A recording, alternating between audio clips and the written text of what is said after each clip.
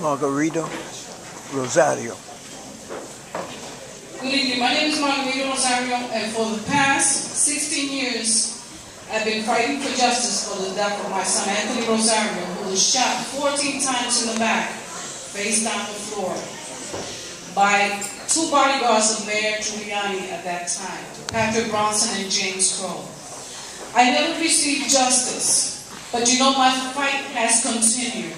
And although people have said to me, don't worry, someday you will get justice in heaven. Well, you know what? I want to see justice here. I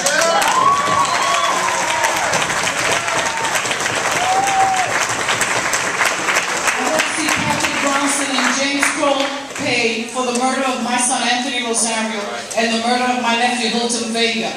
My son Anthony was only 18 years old, and my nephew was 21 years old. When the story first came out, when they came to my house, they said, you have to give you the bad news. It was a shootout between the cops and your son and your nephew. Immediately I said, that cannot be. Okay, my son would not have a shootout with a cop. For what reason? And sure enough, the medical examiner, the city medical examiner that did the autopsy of Anthony and Hilton lied. They lied for these two criminals in blue. They lied for Giuliani. They said that my son had had a shootout, and it was out on paper. This is what the medical examiner put out on paper. When I refused to accept what they said and got a second autopsy and showed the findings that they were face down on the floor, my son was begging for his life. And they shot him 14 times, begging for his life. When I got a second autopsy done, then they had to change their story. You know what they said? We're very sorry, but someone read the story, the report wrong. I said, bullshit. From that moment on, I knew I had a fight in my hands. And I fought all the way, okay? In 2001, I had a car. I was driving my car that I put an Anthony Rosario killed by cops in the back of the car. My car was burned in my driveway because they thought that was going to intimidate me. They thought that was going to stop me from speaking. Well, you know what? I'm still here and I'm still speaking. And I refuse to give up.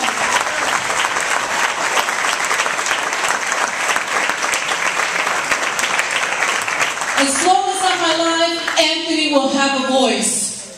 Anthony will be speaking through me because he deserves to be here today. I miss my son so much. Okay? I miss him terribly.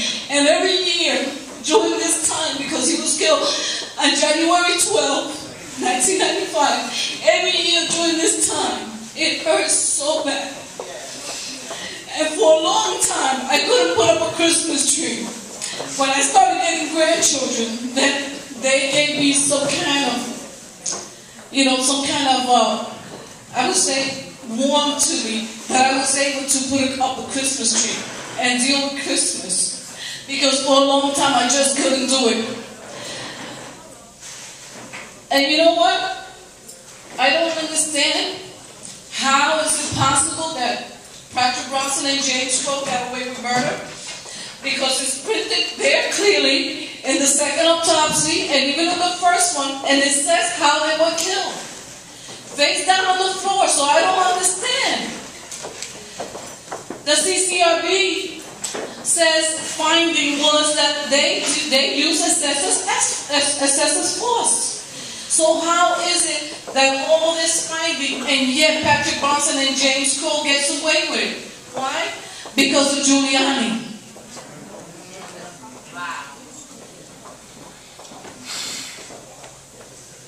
I'm sorry. Juan Gonzalez wrote in his book on the last few pages about my son and my nephew, okay? And they still got away with it. Juan Gonzalez was one of the writers that did a lot of stories, a lot of articles on Anthony and Hilton. And they still got away with it. I don't understand. And today, the reason that the young people are getting killed is because Giuliani started this whole thing. Giuliani said, shoot first and ask question later. And they've been using the same technique ever since this happened, okay? And that's the same thing that Mayor Bloomberg and all the other parents are saying, shoot first and ask questions later. Why? Because they think that because me, a Hispanic mother from the Bronx, was gonna sit there and accept what they said to me, that my son had a shootout with a cop. When they realized that I was not going to accept that I was going to fight back, they decided to fight back the other way. They started telling me, and they started burning my car when I called the mayor's off the radio station. He said that I should look at my background, the way that I was raised, and the way that I raised my son. Okay? This is what they do to the parents that go through these things. Okay? And so I stand here today because I know that there's other parents that are going through the same thing that I'm going through. And I know that someday we will get justice if we continue to fight. We cannot give up. We have to fight to the end.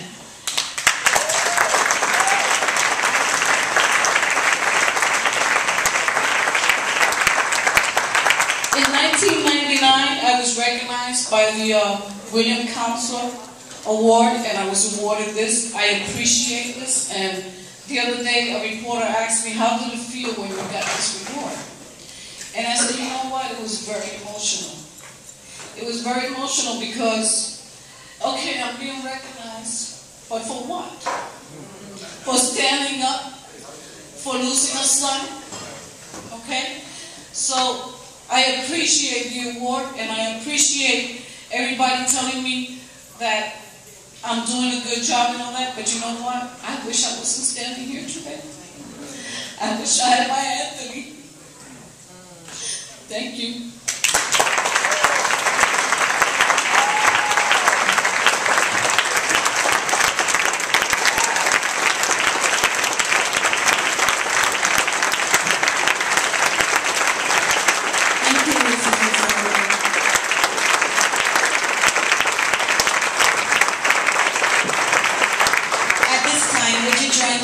In the middle of the podium, she would like to present you something.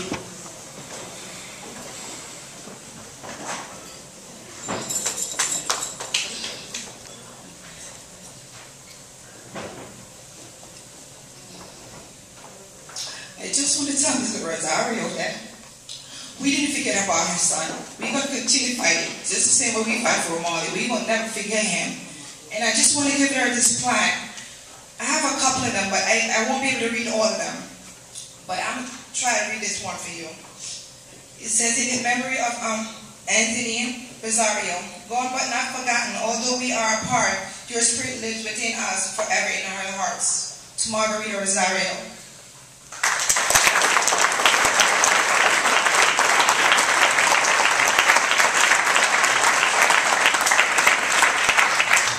Thank you, Mrs. Rosario.